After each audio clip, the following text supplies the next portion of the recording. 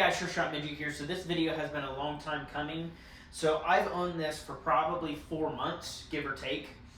And I've just been waiting basically for the rail system. I also moved, across the country. So just been busy with a lot of stuff and waiting for the rail system on this thing for 4 or 5 months. So as you can see on the title of the video, this is a Tommy built G36K. So I want to show you what bag it came in. It came in this, so you got the patch on there, the Tommy built patch. This is a nice bag. I think I remember I looked this up and it was like a $70 gun bag. So it's really nice. It's got these Velcro tie downs, so you can tie it down. It's like with almost like molly in there. So you can tie it down. It's got 4 magazine spaces here. I've got 4 mags total. And then over here, I have basically all the paperwork. So I've got the paperwork like the FFL transfer and then the receipt from Atlantic Firearms is where I bought this. And also the bag, which has the rail sections for the original handguard, the front sight, the back sight, the little sling loop for the front of the original rail, and the birdcage flash hider, which I took off. Now I did get the version that has the 1/2x28 threads. So it is not the original German threading with the original German flash hider.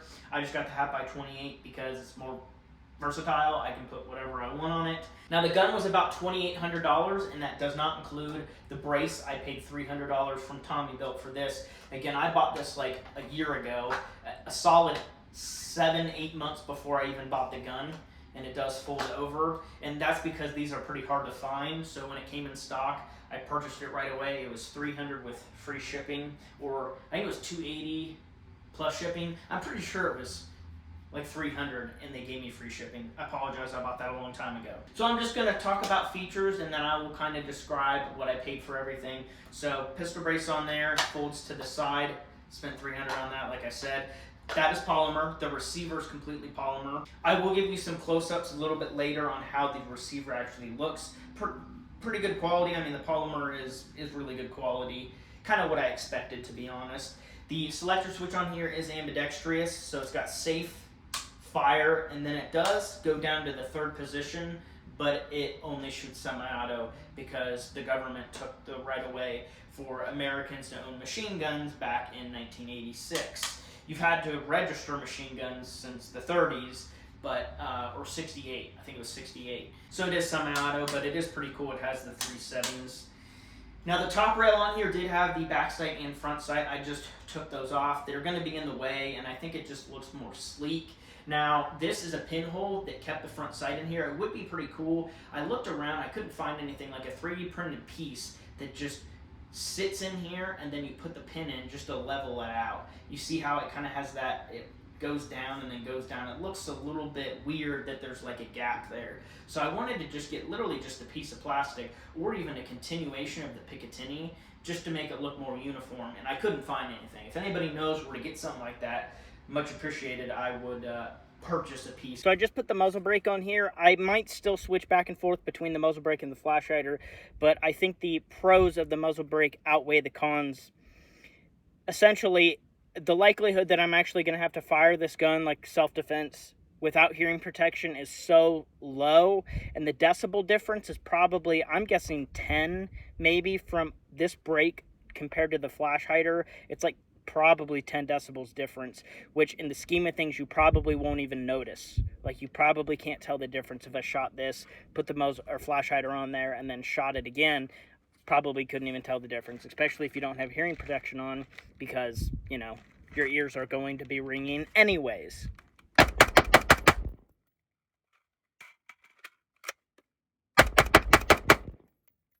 This is a Bushnell RX100. I have 2 of these. One of them is on my 556 AK. I have this one on here. They're pretty good quality for $100. They're not bad. I thought about getting something different on here, like one of the Hollow Sun Picatinny mounted ones. I do have a Hollow Sun on a Glock. Thought about mounting a Picatinny one to this, but those are like twice the price of what these are. So I've had this for a long time. I bought this back when I bought the brace, and I actually got it for like $90 on Amazon, brand new. So decent quality optic. It's good for close range, out to maybe 300, 400 yards is kind of where red dots shine. And then past that, you know, magnification is a plus. The G36 is very iconic, of course. It is probably my second favorite firearm, rifle, like assault rifle or whatever type military weapon. Just, you know, from video games and just seeing it, it is one of my favorites. I would say the ACR is probably my first favorite, then the G36, and then honestly, probably AR, like M4 pattern rifles. So on this second clip here, I did zoom it up so you can see the gun a little bit better when I continue on to the front of it. So the front, it has a B&T G36K rail system. So they make a G36C, and then they also make the long version, which goes out till somewhere around here. So this is the G36K. It depends on where you get your information from. I've seen some places say 12.5-inch barrel, and some say 13. So like the description when I bought the gun, it said 13-inch, and then in the description it said 12.5. So I have no friggin' clue which one it is. So I just say it's 13. Anybody asks me, I just say 13, whatever. It's around there. So this is the Carbine, so it's the mid-length version, kind of like the M4 Carbine is a 14.5. So this is pretty similar, kind of good do-it-all type barrel length in my opinion. I'm not a huge fan of the long versions, like even M16s. I don't like 20-inch rifles. I like mine like 14.5-inch, between 14.5 and like 10-inch. As you can see here, the rail does come with these rail panels. They say B&T on them. So those did come with the gun, so I put those all over the left side and the bottom side, and a panel on this side up until my flashlight.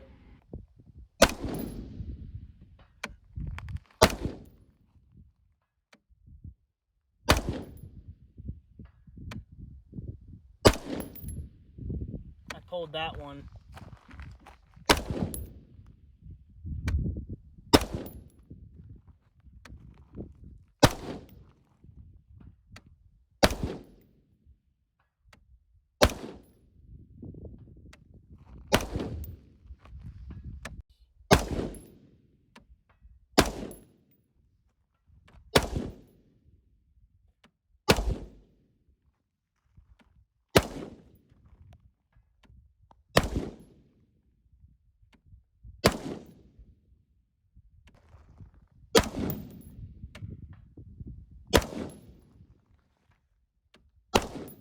Now the flashlight I have on here is a Surefire Scout, what is the M600, I think is the version. This is actually a replica.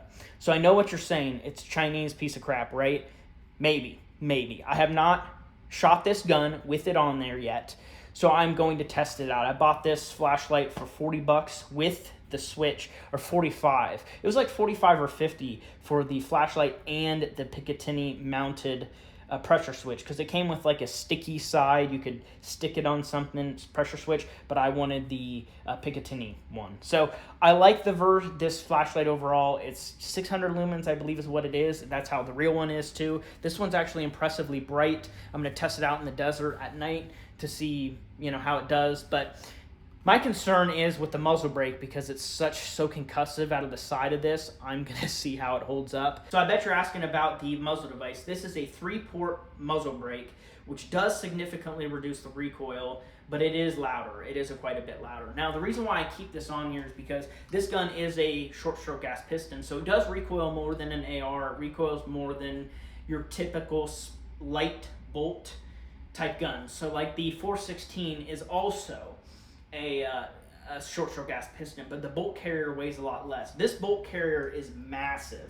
I mean, this thing is heavy, and so when it goes back and forth, you get some muzzle rise. It doesn't hurt the shoulder. Shooting a 5.56, no 5.56 on earth hurts the shoulder unless you're like some absolute pansy, but it just kicks up, okay? And that's just because the bolt mass, I mean, it is just absolutely massive. So the muzzle brake shoots the gas to the sides, and it just helps level it out. And then also with the weight, the extra weight for the rail system and flashlight, I think is also going to reduce the recoil a little bit. Haven't shot it with the rail and flashlight on there yet. I did shoot probably 100 rounds through it, about 200 actually, with the muzzle device, and it definitely reduces the recoil. The muzzle device also came with this aluminum cage, and I don't feel comfortable firing this gun with this, because the muzzle device is made of steel, but this is made of aluminum. So I'm afraid that this is going to like expand and break because there's so much force coming out of the end of this. I could see it like bulging it. So I don't think I'm going to run that on there ever. I also have a flash hider, which I bought from, I can't remember where I bought it from. It's Young Manufacturing. It is a flash hider, and so this is what I had on there for a while. This looks pretty similar to, you know, the G36 style flash hider. It's a 4-prong like the German. So I bought this to kind of give it that look, but kind of was unsatisfied. Again, it, you know, has muzzle rise, so I put this on there, and the recoil reduction made it more fun to shoot. What's cool about the G36 handguards, I think these are more modular than like the AR-15 types, because you just have one pin and you can swap it out real quick. Now, if you aren't familiar, the receiver is manufactured in Florida from Tommy Built, but the barrel and the bolt carrier group come from Germany. So it is using legitimate German like bolt carrier and barrel.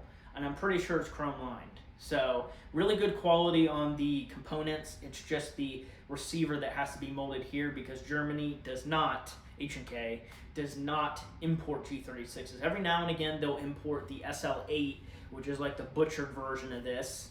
And then you pay, I'm guessing, over $1,000 for Tommy Built to turn the SL8 into a legit G36. And then it's like, what's the point? You had to change all the H&K. Only the guts are H&K. But these guts are German. They just don't have H&K licensing. They're just German. It's actually GSG is the manufacturer of these German parts. So I have it sighted in for at about 200 yards, and that's a straight-on shot. So then if you're shooting at 150 yards, it shoots a little bit high. If you're at 300, 350, it's going to be a little bit low. But 200 is where I typically do like a battle zero. I don't know if that's the right term, but basically I do a 3/4 silhouette steel target. So it's not a full size. It's like the hit box. And it doesn't even have a big head on it. It's just like up to here. So it doesn't, it's a lot smaller than a actual man-sized target, if you will. So basically I sight in all my guns for that, because if you hit that, that's lethal. Like that doesn't include the arms, that doesn't include like maybe the side fat. That's like your vital area. And doesn't even include the head, because the head is like square. It's like up to here. It's not a full head. So with all that being said, I'm just saying that's what I set my guns in for, because it gives me a little bit more precision than just doing a, you know, IPSC full-size silhouette. Now the ammo that I use for this is AAC. This is 75 grain boat-tailed hollow point. So this is a defensive cartridge. Now that 2,700 feet per second is out of a 20-inch. So this being a 13 is about 2,400 to 2,500. I've seen a couple of chrono tests on YouTube, and they were doing a 14.5 and it was like 2,500. So an inch and a half less, maybe 24, give or take. I'll show this close up. So when it is empty, the bolt does lock in the trigger guard. If I can get it with my fingernail, right there. And then also the charging handle does lock. You can see that. So you can use it as a forward assist. Pretty cool feature. I really do like the charging handle on it. It's very intuitive, easy to use.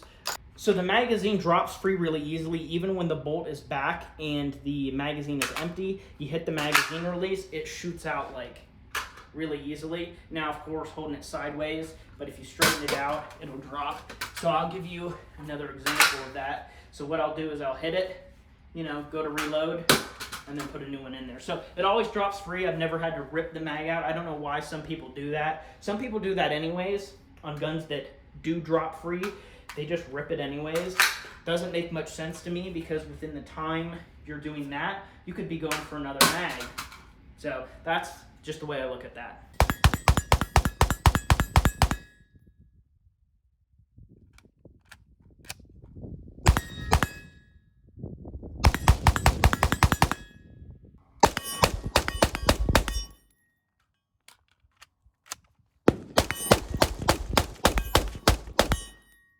So I actually skipped over the trigger.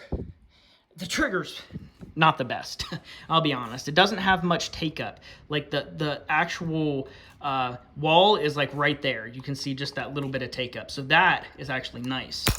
But the trigger pull, I want to say, is like 7 pounds. It's like an AR trigger.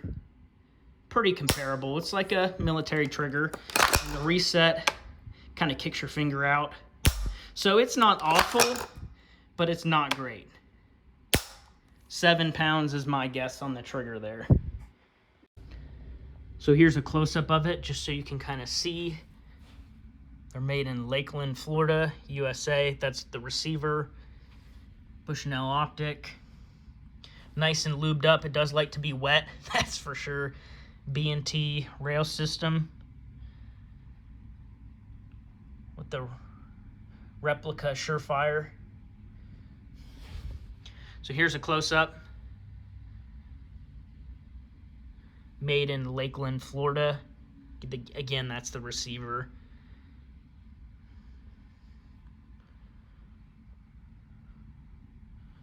Even got trademarks on the flashlight there. B&T rail. And the other side.